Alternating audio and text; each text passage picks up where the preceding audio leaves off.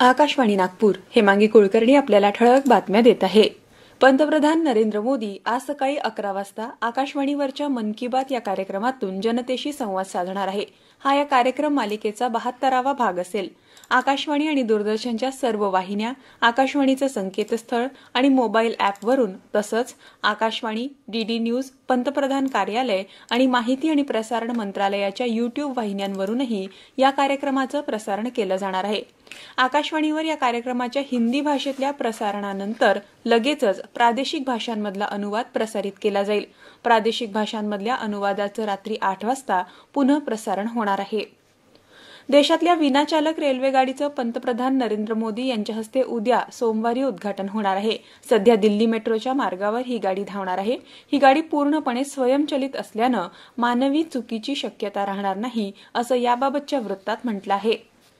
भारतीय अर्थव्यवस्था पुढच्या 10 वर्षात जगातली तिसरी मोठी अर्थव्यवस्था होईल असा दावा ब्रिटनमधल्या आर्थिक आणि व्यापार संशोधन केंद्र CERBनं केला आहे. CERBनं आपल्या वार्षिक अहवालात ही बाब नमूद केली आहे. 5व्या क्रमांकावर असलेली भारतीय अर्थव्यवस्था चालू आर्थिक वर्षात रुपया कमजोर झाल्यानं ब्रिटनच्या मागे पडली. मात्र पुढच्या वर्षात भारतीय अर्थव्यवस्थेत 9% वाढ होईल. 2025 मध्ये भारतीय अर्थव्यवस्था ब्रिटनला मागे टाकून जगात 5वी आणि 2027 मध्ये जर्मनीला मागे टाकत 4थी तर 2030 मध्ये जपानला मागे टाकून जगातली तिसरी मोठी अर्थव्यवस्था होईल, असं या अहवालात म्हटलं आहे. आंदोलनाच्या बळावर कायदे रद्द करण्याची मागणी लोकशाहीला घातक असल्याचं केंद्रीय सामाजिक न्याय राज्यमंत्री रामदास आठवले यांनी म्हटलं आहे. ते काल मुंबईत पत्रकारांशी बोलत होते. लोकशाहीत आपले प्रश्न मांडण्यासाठी आंदोलन करण्याचाही सर्वांना अधिकार आहे, मात्र सुधारित कृषी कायदे रद्द करा या मागणीचा अट्टहास शेतकरी आंदोलक करत असल्याचं आठवले म्हणाले.